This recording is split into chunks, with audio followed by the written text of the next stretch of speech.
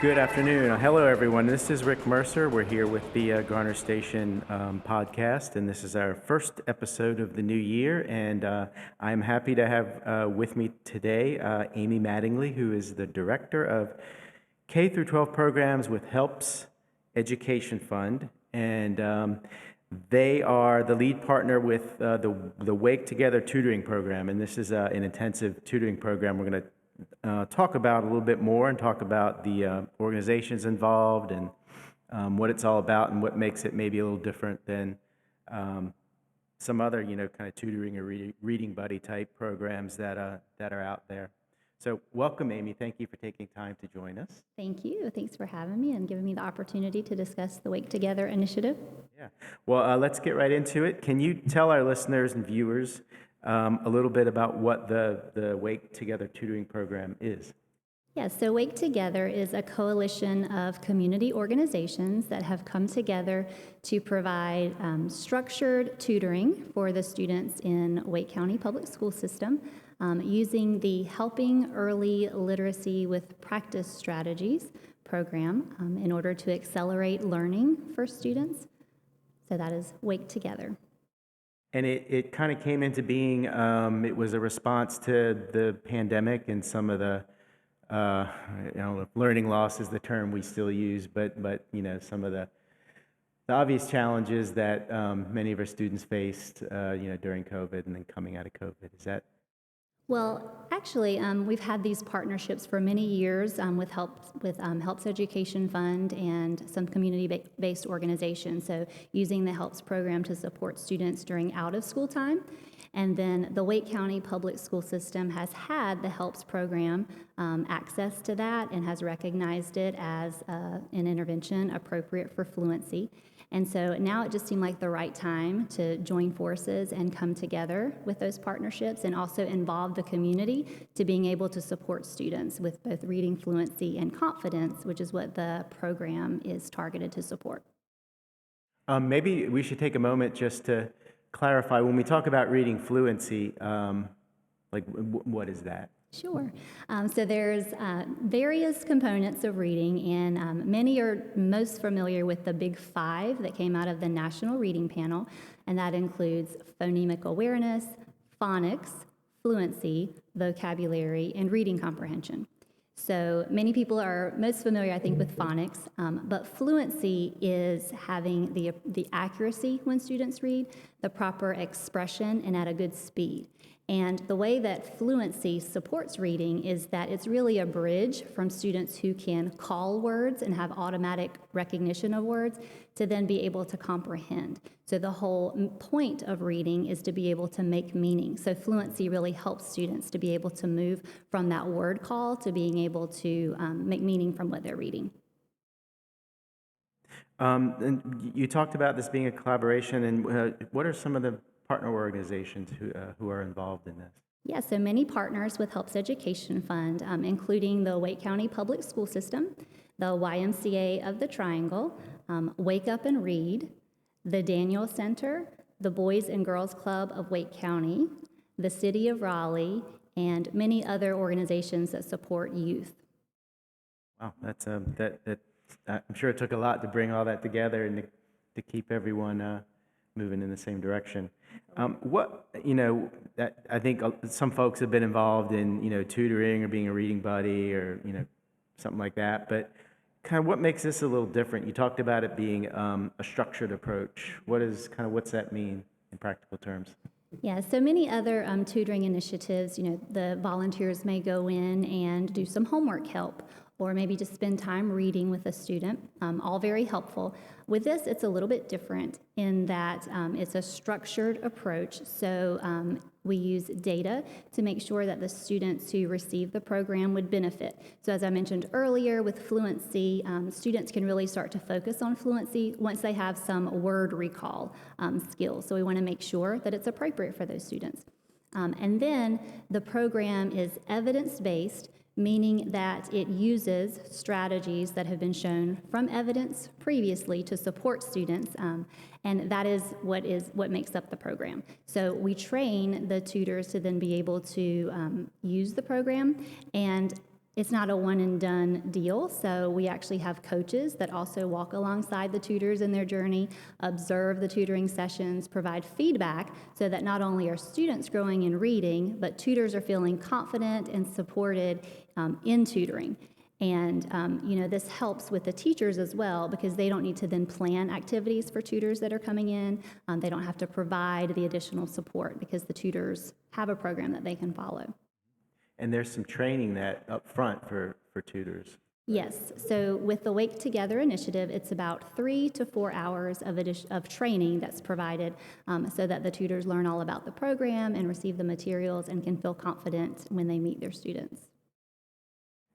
And I think a lot of people probably understand the answer or know the answer to this question already, but like, why reading and why what grades do you focus on? Is it? So Wake Together is focusing on 2nd through 5th grade. And those are the areas where, first of all, we have some data around fluency for those students so we can make sure, again, that they're the best fit and that they would benefit from some fluency instruction. And then usually around those grades is when they have the skills in place to be able to then benefit from fluency. And focusing on reading, and at that time frame, I guess the data and the research shows that, you want students to be grade level reading proficient. I think they say by 3rd grade, or else that tends to be Yes. where more challenges start to kick in. Correct, yes. So we're focusing on elementary school students, knowing that's really when they're building those foundational skills as they go throughout their educational journey. The text that they're going to come in contact with has become more and more complex. So we really want to make sure in the early grades in elementary school that they have strong foundational skills to then build on that, because we know that reading is important in all the areas, to be able to learn the history and the science, and even in math with problem solving and word problems. And I guess the data of Wake County Public Schools and most of our other systems across the state, I mean, there was some slippage in the reading scores past couple of years because of COVID. I'm sure. I know that the NAEP data has come out recently, which is what is considered the nation's report card, and just overall as a nation, reading has seen a decrease. So definitely an area of need in Wake County and beyond. You talked a little bit about the HELPS approach being evidence-based, science-based. Can you share what some of what some of the research and science says about this approach Sure. that makes it so effective? Absolutely. So as I mentioned, evidence-based, meaning that the practices within the programs have been shown to support students with reading fluency. So an example of some of those would be modeled reading, so listening to an adult read. So as part of the tutoring program, they will hear their tutor read aloud to them to model appropriate reading. They will get to practice multiple times doing repeated readings, and that again comes from the research that repeated reading is very helpful in developing fluency. They're going to get immediate feedback from their tutor to know what they're doing well and then how they can continue to improve in their fluency. And then they're going to continue to increase more complex texts as they go throughout their tutoring sessions. So again, all of that comes from the research base that has been proven to support elementary school students with reading fluency. And it's elementary school students that are below average readers, and above average readers. Oh, okay. Mm-hmm. They're selecting kids who are maybe different levels of proficiency and achievement levels. Well, in Wake Together, they're really focusing on students who need that support, to close some gaps, but it doesn't have to just be used with students who are below grade level. So for a volunteer, what do folks need to do? We talked about there's some training up front. Someone who's interested in getting involved, what should they know and be prepared for? Yes, so we would love for those folks to visit our website to learn more. So they can go to waketogether.ymcatriangle.org. There they can see some videos of a tutoring session so they can see what to expect. And it also gives our information sessions that are coming up. So we have one on February 9th, so this Thursday at 9 a.m. if they would like to go and attend, and then another one on February 16th. So attend an information session just to hear more and to learn what the program is and to see if it would be a good fit.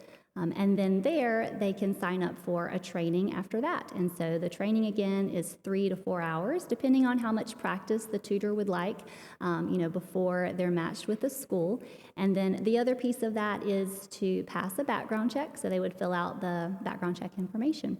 And so we would really like for tutors to think about their availability. If they have 2 hours consistently in a week, that would be very helpful so they can see the same student. Because we also want students to be, have that adult that they can count on and build that relationship with and feel comfortable with during their tutoring session. And the introduction and the 3 to 4 hours of training, can those be done virtually or? Yes, right now they're all done virtually, and then maybe in the future, if we see that people would like to have more in person, then we can start to think about that. But right now it is virtual so that we can reach more people and it'll be accessible for others. Okay. And I know there are a lot of participating schools across Wake County. It's such a big district. Are there participating schools in Garner that you could mention? Absolutely. So we would love to have tutors at Aversboro Elementary, Vendora Springs, and East Garner. So those are the 3 schools that are currently in our WakeTogether partnership. Great. What else should listeners and viewers know, especially those who might be interested in getting involved? Are there other things? Sure. So I know we've been hearing from tutors just about how much they enjoy the experience. So you go thinking that you're going to make a difference in a child's life, but also we're hearing just the joy that the tutors are getting from the children. And they really feel a sense of purpose, and they can see the progress that the students are making, which I think is helpful. Because with this program, the data is tracked. Every time you meet with a student, they're setting goals for reading, and then they're graphing their reading progress. Tutors are celebrating with the students, not only their reading progress, but just their effort. And so, a part of that is you get to see from day to day the impact that you're making on a child. And then in turn, the tutors are really feeling that joy and coming away just as fulfilled, as the children are. Well, I think we've covered a lot, and I hope that this will encourage we really want folks to get involved, and certainly across Wake County there's a need, and other counties, and we have some elementary schools right here in Garner, like you said, East Garner, Aversboro, Vendora Springs, Vendora Elementary. And is there a website again we can remind people to head to learn more if they? Absolutely. Yeah. So it's WakeTogether, which is one word, waketogether.ymcatriangle.org. And we would love to see many, many people signing up for the information session this Thursday or next Thursday. Well, Amy, thank you so much for being with us and for sharing all this information. And folks, thanks for listening, watching, and we are going to wrap up this episode now. So we'll see you again soon on Garner Station, presented to you by the town of Garner. Take care, y'all.